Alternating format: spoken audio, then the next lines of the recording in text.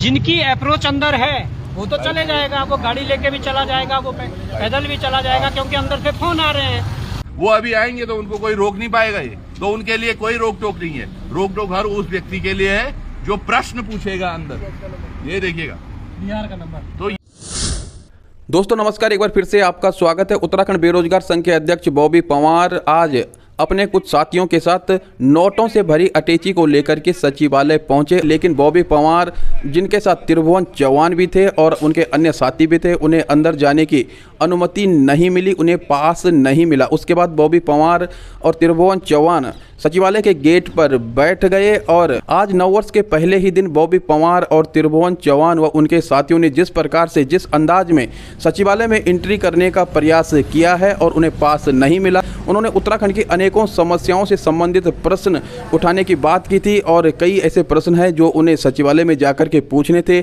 लेकिन उन्हें पास नहीं मिला। बॉबी पंवार और त्रिभुवन चौहान ने क्या कुछ कहा है आप इस वीडियो में विस्तार से सुनेंगे, इसलिए वीडियो को लाइक कीजिएगा, शेयर कीजिएगा, कमेंट करके अपने विचार अवश्य रखिएगा और यदि आपने अभी तक चैनल को सब्सक्राइब नहीं किया है तो चैनल को सब्सक्राइब भी अवश्य कीजिएगा। तो आइए सुनते हैं बॉबी पंवार और त्रिभुवन चौहान ने आखिर आज क्या कुछ कहा है।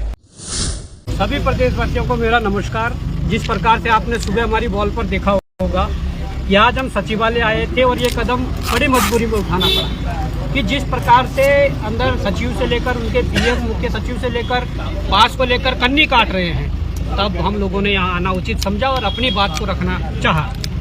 उसके बाद सुबह से अंदर एक मैसेज पहुँचाया गया है कि इस प्रकार की बात सामने आ रही है और इस पर कोई निस्तारण कीजिए, परंतु अभी तक अंदर से कोई सूचना ऐसी प्राप्त नहीं हुई है कि जिससे हमें लगेगा कि पास से एंट्री देंगे या नहीं। उसके उपरांत हम यहाँ पर बैठ गए हैं और अभी हमारे साथी भोजन भी कर रहे हैं।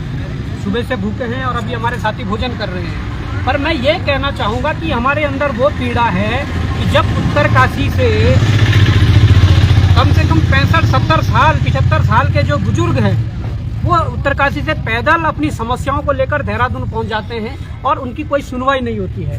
दूसरी बात यह है कि अगर सचिवालय के अंदर बैठे अधिकारियों का इस प्रकार का रवैया रहा तो जिले के अंदर बैठे जो अधिकारी हैं उनका क्या रवैया रहा होगा, ये आप उत्तरकाशी की घटना से समझ सकते हैं। उत्तरकाशी के अंदर कई करोड़ों का जो घोटाला जो जल जीवन मिशन में हुआ है उसको लेकर लगभग 100 दिनों के बाद भी वहाँ का जो जिला प्रशासन है वो नहीं जागा था। उसके बाद वहाँ के जो बुजुर्ग हैं हमारे जो पूर्व में जिन्होंने राज्य की लड़ाई लड़ी, वो लोग वहाँ से पैदल देहरादून की ओर आते हैं और उनकी कोई सुनवाई नहीं होती है। वो तमाम प्रकार की जो ये इस प्रकार की समस्याएं हैं और उत्तरकाशी में जो अभी जिस प्रकार से जो एक सीमांत गाँव जहाँ पर हमारे जो लोग हैं वो उनके द्वारा भी वहाँ पर जो सूचना मांगी गई थी, उसमें जब देखा गया था कि वहाँ के लोगों के साथ किस प्रकार का बर्ताव पुलिस प्रशासन के द्वारा, किस प्रकार का प्रस्ताव उत्तराखंड शासन के द्वारा किया जा रहा था कि वहाँ गांव में जो खनन माफियाओं को जो पूरे गांव के जो संपत्ति है वो बेच दी गई थी, वो सारे मसले हैं।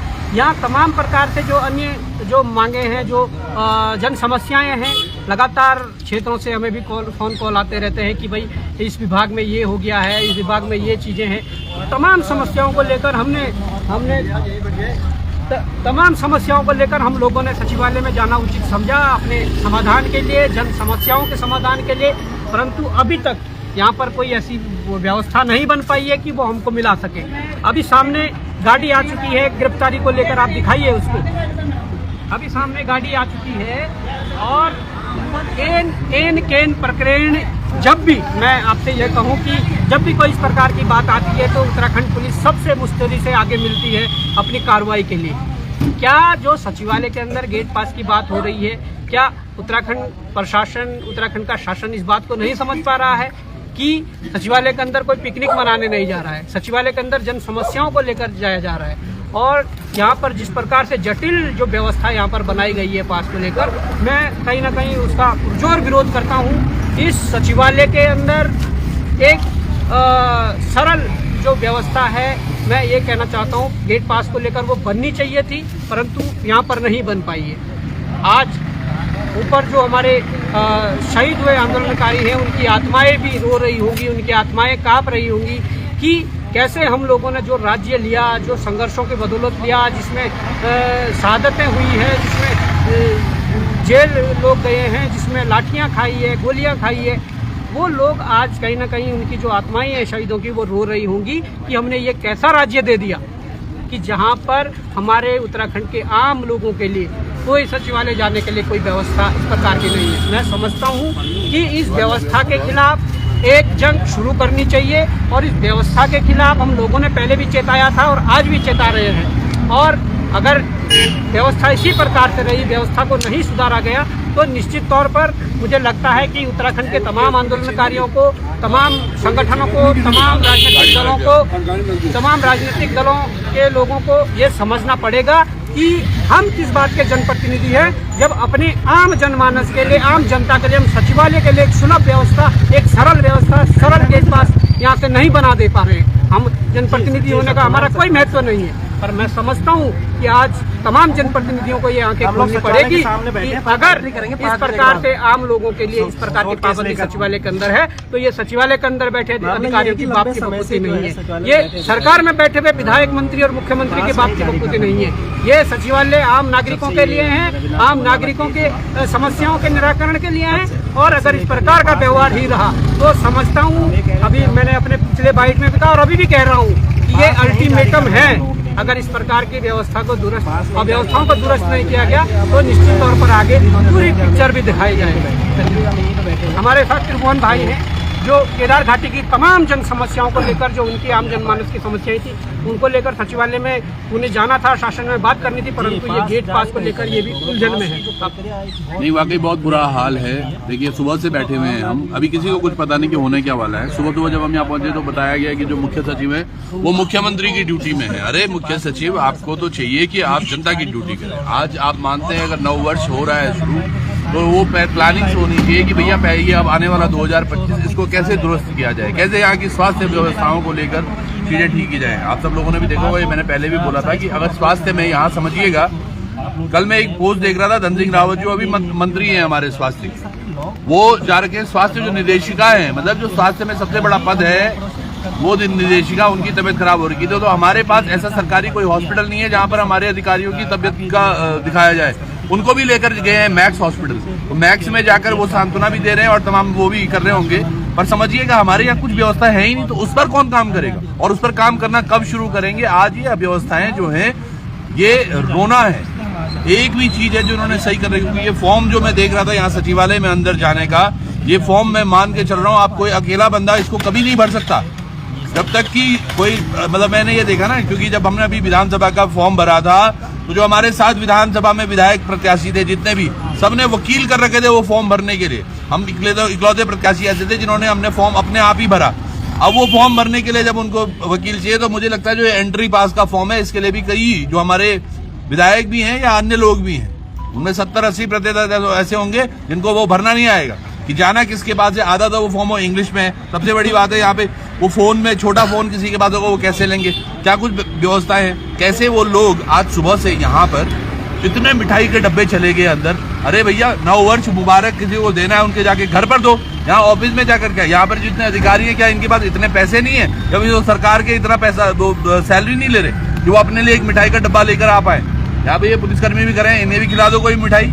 यहाँ पर तमाम लोग जो आ रहे हैं, यहाँ पर एक बैठने तक की व्यवस्था नहीं है। अगर आज हम यहाँ पर बैठे हैं, ये जो गिरफ्तारी की बात कर रहे हैं ये बिल्कुल असंवैधानिक है। इसीलिए शायद आज संविधान की किताब लेकर भी हम यहाँ पहुंचे हैं कि संविधान की किताब में जो हमारे अधिकार हैं उन पर कोई बात करे, आम आदमी के अधिकारों पर बात करे। सोचिएगा सचिवालय में कोई आ रहा है, अगर टाइम नहीं मिल पा रहा है, अंदर से परमिशन नहीं बन पा रही है, तो उसको बैठने के लिए कहीं नहीं है। तो बैठने के लिए हमने ये जगह चुनी है, भैया यही है आपके पास, ये दिखा रहा है 25 साल का विकास आपका। और जो आपकी खोखली बातें हैं वो कि आपके पास बैठने तक के लिए कुछ जुगाड़ नहीं है कि सचिवालय के सामने अगर कोई आएगा वो बैठेगा किसमें। और साथ में आप ला देते हैं भैया ये रही हमारी वैन, इसमें आके बैठ जाओ। अरे गिरफ्तार करना है कर लो, फांसी लगाने लगा लो, पर ये उत्तराखंड को बचा लो। अब और नहीं सोएगा। आज 2025 हो गया, 25 वर्ष का ये उत्तराखंड, और इसमें आज अगर वही बातें हो रही है कि हमें शुरुआत से अपनी जमीन की बातें करनी हो, हमें अपने हक की बात करनी हो, मूल निवास की बातें करनी हो, शिक्षा की बातें करनी पड़ रही हो, तो धिक्कार है ऐसे सरकारों पर जिन्होंने ये राज किया है। और आज भी वो वही कर रहे हैं। आज ये यहाँ से बिक्री शुरू कर दी है इन्होंने। जब से धामी सरकार आई है अस्तित्व में, सबसे ज्यादा लूट हुई है प्रदेश में। खनन वाले, जैसे अभी भाई भी बोल रहे थे खनन का एक क्या मुद्दा बता रहे थे आप, उत्तरकाशी में, हाँ, वो पूरे का पूरा गांव पहले पट्टा देते थे, फिर उसके साथ साथ अभी इसी को लेकर, इन्हीं तमाम मुद्दों को लेकर रुद्रप्रयाग में भी, गुप्तकाशी जहां से हम आ रहे केदारनाथ से, वहां पर भी तमाम मुद्दे हैं। सोचिएगा केदारनाथ जैसी जगह पर जहां पर 6 महीने बिल्कुल कपाट बंद होते थे, वहां पर बर्फ की अब मुश्किल से 1-1.5 फुट पर बर्फ रह पा रही है। पहले सालों, आधे कम से कम 3-4 महीने लग जाते थे उसको खोलने में, आज वहां बर्फ नहीं है। कारण क्या है? आज भी, आज की तारीख, अभी जब हम बात कर रहे हैं तो वहां अभी भी क्रशर चल रहे होंगे, वहां अभी भी वो खनन चल रहा है, वहां वो क्रशर मशीनें चल रही है, वहां वो डेवलपमेंट चली जा रहा है। हेलीकॉप्टर वालों पे कोई, उन्हीं तमाम चीजों के लिए तो बात करने कौन आएगा? सचिवालय में ही तो बात करेंगे, क्योंकि जो वहां से चुनिंदा विधायक हैं वो तो करेंगे नहीं, क्योंकि उनकी तो सरकार है।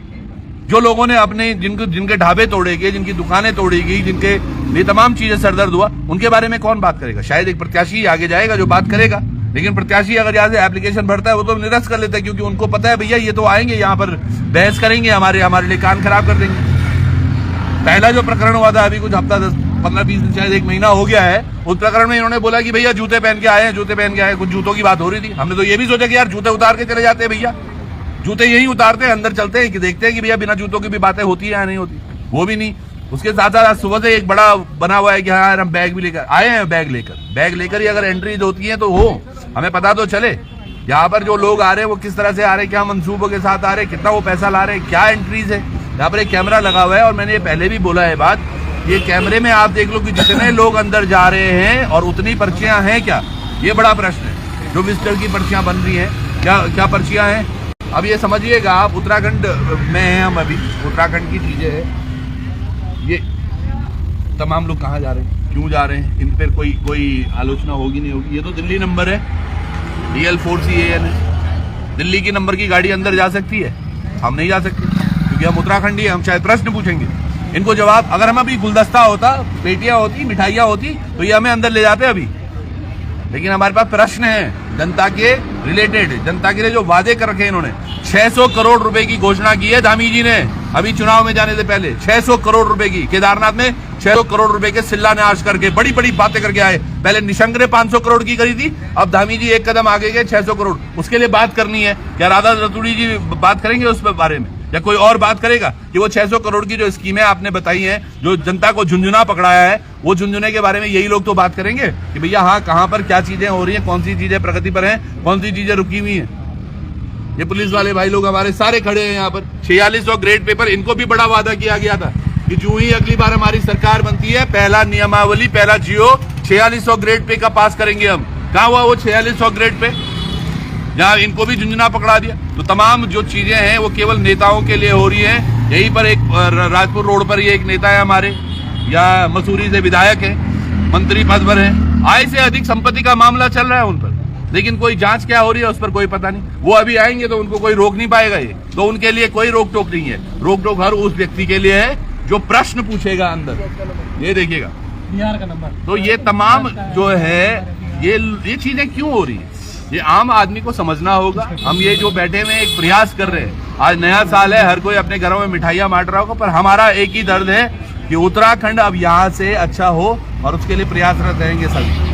सच में बता रहे, देखिए ना, ये PhD कर रहे हैं, PhD करने वाला एक युवा आज संविधान लेकर बैठा है, वो भी एक बड़ी बात है। नमस्कार साथियों, ये संविधान लाने का मेन उद्देश्य ये है कि आज सचिवालय के अंदर जो IAS अधिकारी बैठे हैं, उन्होंने UPSC क्लियर करने के लिए जरूर ये संविधान पढ़ा होगा, और इसी के बदौलत तो आज वो यहाँ पर पहुँचे हैं, बड़ा सम्मान करते हैं। उन्होंने ये संविधान पढ़ा, संविधान के बदौलत, संविधान की शपथ लेने के बाद उन्होंने वो कुर्सी हासिल करी, और आज स्थिति ये है कि उस कुर्सी पर बैठने के बाद वो आज हम लोगों पर हिकड़ी जमाते। तो ये सचिवालय के अंदर जो अधिकारी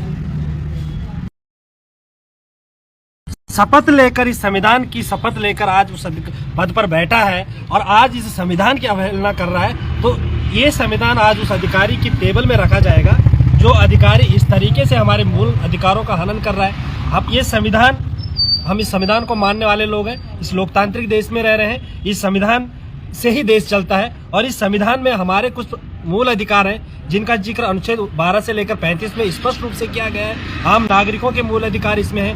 इस जो सचिवालय के अंदर अधिकारी इसकी शपथ लेकर बैठे हैं आज, और आज पद पर विराजमान है और इसी संविधान की अवहेलना कर रहे हैं। आज वो भूल गए हैं कि इस संविधान के अंदर आम नागरिक को जो है अभिव्यक्ति की स्वतंत्रता की आज़ादी है। आर्टिकल 19 है, आर्टिकल 19(1)(b) है, आर्टिकल 51 है, ये है आर्टिकल 32 है। ये तमाम आर्टिकल्स हैं जो आर्टिकल्स आम नागरिक को अधिकार देता है कि उसके क्या अधिकार है।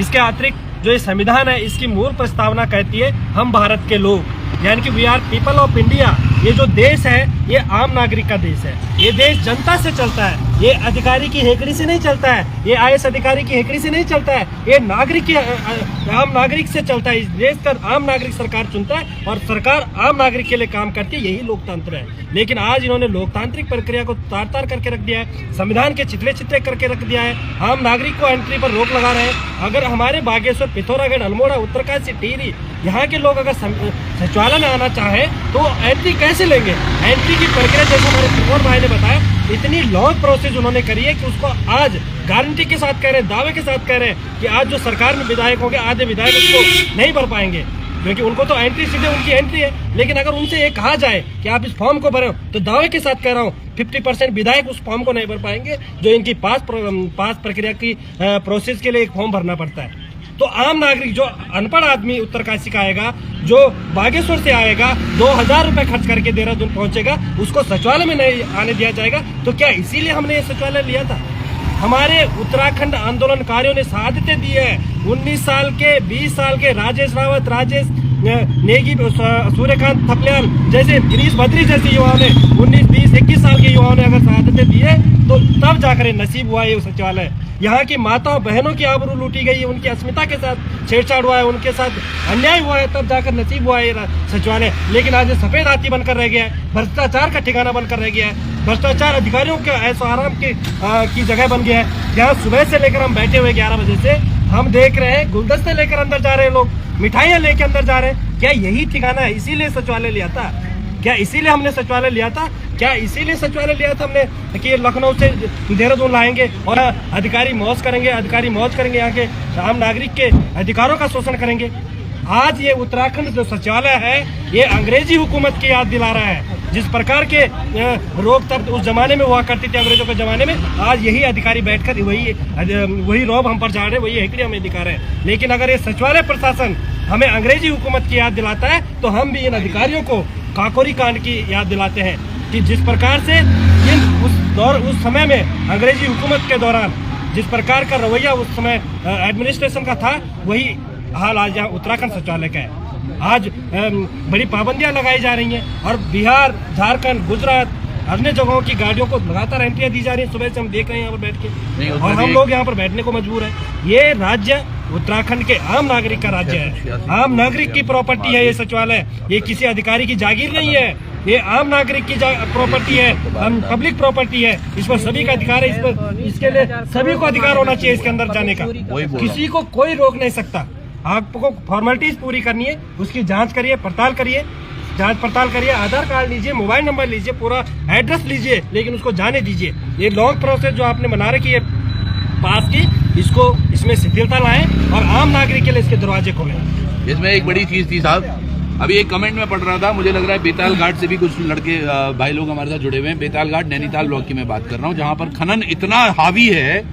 एक तो ये उत्तरकाशी वाला हम देख रहे थे मामला, वैसे ही बेताल घाट में भी खनन इतना हावी। वहाँ तो ये सब कुछ जो वहाँ के विधायक हैं, सरिता आर्य जो पहले कांग्रेस में होती थी, आज वो वहाँ की विधायक हैं, और साथ के साथ उनके साथ वहाँ अजय भट्ट जी जो सांसद है। अब समझिएगा, अभी मैं एक अखबार की कटिंग पढ़ रहा हूँ, ये राष्ट्रीय अखबार है जो ये छाप रहा है, और ये राष्ट्रीय अखबार क्या कहता है आप भी ध्यान से सुनिएगा कि उत्तराखंड में खनन राजस्व का एक बड़ा जरिया है। यही वजह कि उत्तराखंड सरकार खनन पर विशेष जोर दे रही है और लगातार दे रही है। उनका कहना है कि देखिएगा 2020-21 मतलब 2020-21 वित्तीय वर्ष अगर मैं बात करूँ तो अप्रैल से मार्च समझिएगा, तो तब 397 करोड़ रुपए कमाए थे राजस्व ने खनन से।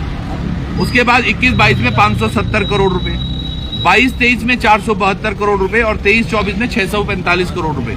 और अभी तक अभी जनवरी बचा हुआ है, फरवरी बचा हुआ है, मार्च बचा हुआ है, हमने 686 करोड़ रुपए राजस्व प्राप्त किया है। अगर ये 686 करोड़ रुपए आप समझ रहे हो कितना पहले तो दोहन हुआ है उन नदियों का और कितना सब चीजें हुई है। उसके उपरांत देखो बड़ी चीज है, ये तो केवल वो आंकलन है जो व्हाइट में है, तो समझिएगा ये विभाग कितना। और इसमें एक और मैं पत्र में पढ़ रहा था, उसमें बड़ी धामी जी की तारीफ की गई थी कि ये धामी जी पहले ये खनन विभाग के पास होता था, अब खनन विभाग धामी जी ने खुद ले रखा है, यानी कि खुद ही कमाई हो रही है। अगर ये 686 करोड़ रुपए हैं तो इसका 10 गुना कम से कम 6086 करोड़, पता नहीं कितने का जो हुआ होगा माल, जिसमें से ये इतनी कमाई हुई है।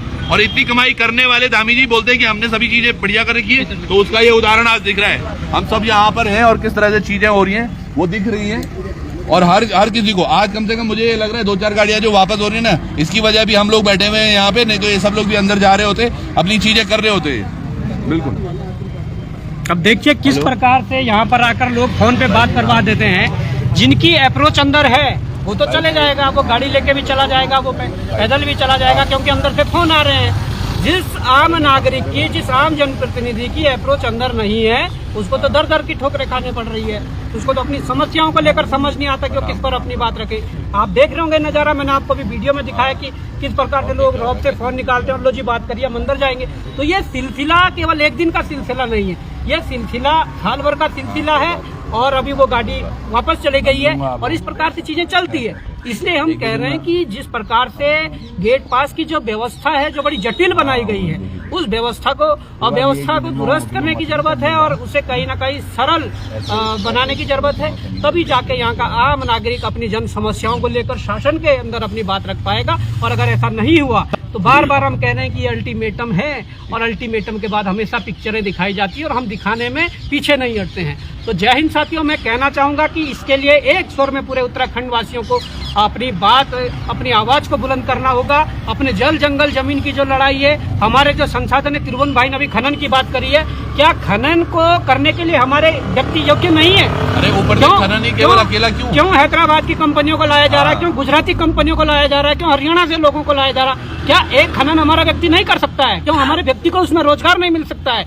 तो ये जो इनकी नीतियां हैं, इन नीतियों के खिलाफ आज इस आंग्ल वर्ष का प्रथम दिवस है और ये संकल्प आप ले लीजिए पूरे उत्तराखंड वासी, पूरे उत्तराखंड के युवा, कि अब इस वर्ष पूरे वर्ष संघर्ष करना है अपने इस हक हकूक के लिए, अपने अधिकारों के लिए, अपने संसाधनों को बचाने के लिए। तो मैं कहना चाहूंगा आपका ये भाई, आपके ये बड़े भाई त्रिभुवन भाई, सुरेश भाई, तमाम प्रकार की जो सारी टीम है, राम कंडवाल जी, तमाम लोग आप लोगों के साथ हैं और इस मुहिम को, वो अपने संसाधनों की जो बचाने की लड़ाई है, उसके लिए हम संघर्ष कर रहे थे, संघर्ष करेंगे और भविष्य में भी संघर्ष एक और बड़ी बात है दादा। एक प्रश्न आया है कि हरिद्वार में कुंभ क्षेत्र में, जिसमें हाई कोर्ट से लेकर सुप्रीम कोर्ट ने खनन बंद किया, वहाँ भी खनन किया, फिर और उसमें भी सबसे बड़ी बात क्या हो रही है, पहले चुगान होता था खनन में, अब पहली बार ऐसा हुआ है धामी सरकार में कि आप खनन पोकलैंड मशीन से करो, आप उससे रिवर ट्रीटमेंट प्लांट के नाम पर आप अपने पेपर बनवाओ, यही अधिकारियों के नाम से बनते हैं ये पेपर जिसमें साइन होते बड़े अधिकारी के कि हाँ आप ले सकते हो। सोचिएगा पोकलैंड से आप खनन करेंगे तो वो नदियां कहाँ जाएंगी, वो जंगल कहाँ जाएंगे? तो और चाहे हरिद्वार की बात हो, चाहे आप नैनीताल की बात करो। मेरे सूचना में तो कल ये भी आया कि खनन तो छोड़िए, हरिद्वार में जो मेला ग्राउंड है उसको भी बेचने की तैयारी चल रही है। जैसे डाक पत्थर के अंदर कम से कम 900 बीघा जमीन जो यूजेविनियल, यूपीसीएल और पिटकुल की थी, उस जमीन को बेचने का ये सरकार काम कर रही है। ये भी हमारे संज्ञान में आया था। हरिद्वार में मेला ग्राउंड को बेचने की जो बात चल रही है, यहाँ तक कि खनन की बात आ गई है। तो जो आसन बैराज है, आपका जो आसन बैराज है विकासनगर क्षेत्र अंतर्गत जो आता है, वहाँ पर इस सीजन में बड़ी मात्रा में विदेशी जो पक्षियां हैं वो आती है।